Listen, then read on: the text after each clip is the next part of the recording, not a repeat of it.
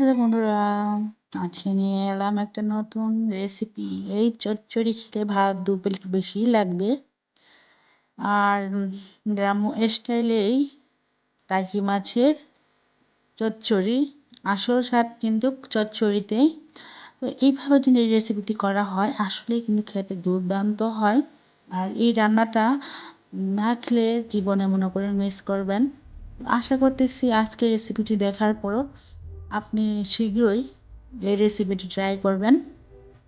আর এই রেসিপিটি এতটা মজাদার আর এতটা সুস্বাদু, একটা ক্যাপসিকাম, 2টা টমেটো দিয়ে আর 3টা টাকি মাছ আর অল্প পেঁয়াজে আর 3টা আলু কুচি করে নিয়েছি, টমেটো চুলায় দেখতে পারতেছেন। আর এদিকে আলু আর মরিচ আলাদা করে কেটে রেখেছি বুট রান্না করার জন্য। দেখুন, অল্প উপকরণেই কিন্তু পারফেক্টভাবে এত মজাদার একটা রেসিপি আপনারা যদি না দেখেন সত্যি বলতেছি খুব মিস করবেন। চলুন কথা না বাড়াই, ওয়েলকাম ব্যাক রত্নাস কিচেন লাইফস্টাইলে আপনাদের সুস্বাগতম। তো চলুন আজকের রেসিপিটি পুরোটাই দেখা যাক। আমি আলুগুলো আগেই ভালো করে পরিষ্কার করে ধুয়ে রেখেছি, পানিগুলো দেখেই বুঝতে পারতেছেন একদম সাদা। ভালো করে ধুয়ে রাখার পরে আমি এখন সবগুলো আলুয়ে উঠিয়ে নেব।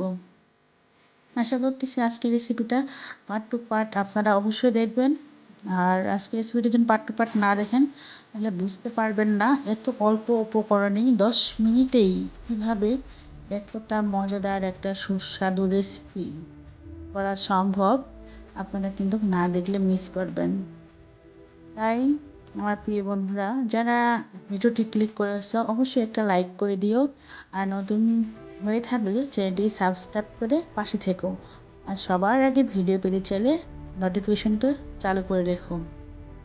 আমি একে একে এখানে দিয়ে দিচ্ছি কাঁচামরিচ, পেঁয়াজ দিয়ে দিয়েছি, লবণ, হলুদ গুঁড়ো, মরিচ গুঁড়ো আর অল্প জিরা বাটা আর অল্প আমি রসুন বাটা দিয়ে কিন্তু এটা কিন্তু তৈরি করব।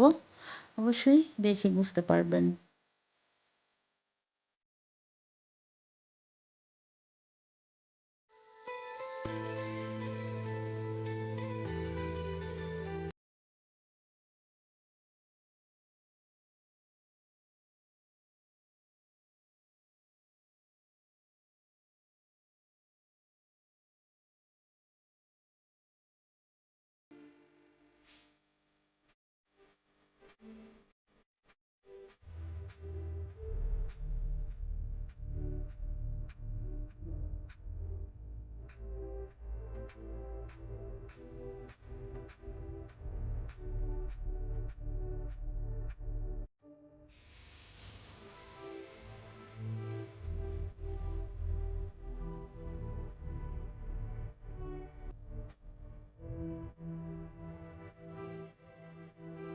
কিছু দেওয়া হয়ে গেছে, তো আমি এখন হাতে এগুলো সুন্দর করে মেখে নিব যেন সব কিছু পেঁয়াজগুলো সহ আলু মরিচ একদম পারফেক্টভাবে মিশে যায়।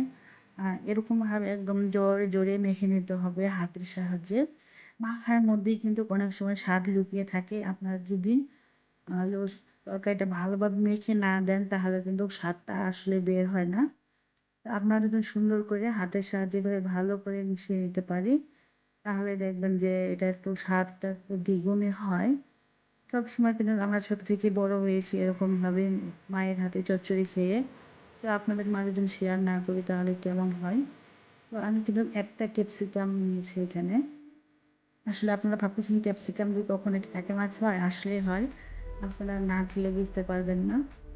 ক্যাপসিকামটা দিয়ে আমি ভালো করে মাখিয়ে নিলাম। নেওয়ার পরে এখন আমি টমেটো দিয়ে আস্তে করে মেখে নেব। কারণ টমেটো এমনিতেই নরম হয়, জোরে মাখা একদমই যাবে না। এই জন্য টমেটোটা সব শেষে দিয়েছি। তো এখন টমেটোটা দেওয়ার পরে ভালো করে আমি মেখে নিচ্ছি। যখন মেখে নেওয়া হয়ে যাবে তখন কিন্তু আমি মাছগুলো দিয়ে দেবো।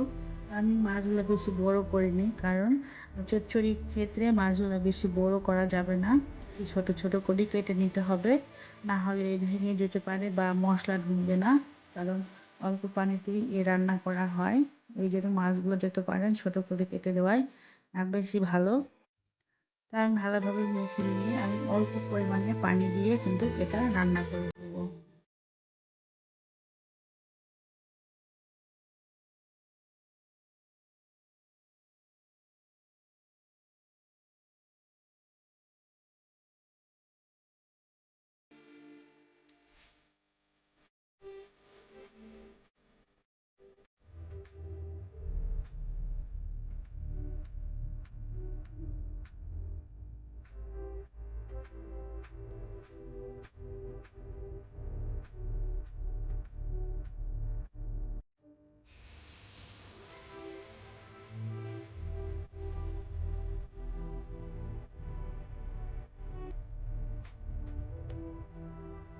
পাঁচ মিনিটের মতো রান্না হয়ে গেলে তো আমি একটু ছোটো চামচের সাহায্যে আলতো করে নেড়ে ছেড়ে দিব, না হলে এক পাশটা মশলা লাগবে আর এক পাশটা লাগবে না, কারণ এখানে পানিটা যেহেতু অল্প দেওয়া হয়েছে তো বেশি কিন্তু নাড়তে একদমই যাবেন না, তাহলে কিন্তু ভেঙে যাবে আর আলুগুলা থেতলে যাবে।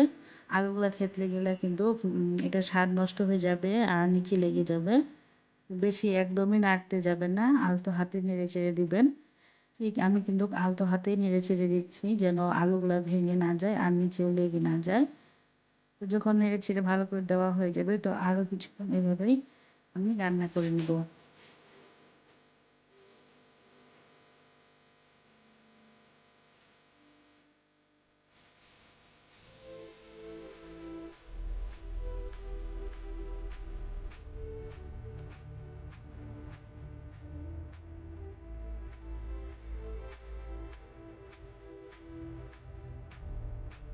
তো ঢেকে দেওয়ার আগে আমি অল্প কিছু ধনিয়া পাতা কুচি দিব।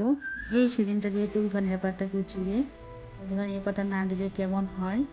ধনিয়া পাতাটা কিন্তু দিলে তরকারির স্বাদটা আরও সুন্দর হয় আর খুব সুন্দর একটা সুঘ্রাণ আসে, যেটা সবার খেতেই ভালো লাগে। আর যদি এমন কেউ থাকেন যে ভালো লাগে না তাহলে স্কিপ করতে পারেন। আমার মনে হয় সবারই ভালো লাগে। তো দেখতে পারতেছেন এই টাইমে কিন্তু আমি একটু ঢাকনাটা খুলেই কুক করে নেব, মানে রান্না করে নেব। অল্প একটু ঝাঁকিয়ে দিলাম কারণ নাড়া যাবে না। এইভাবেই আমি পুরোটাই রান্না কমপ্লিট করে নেব।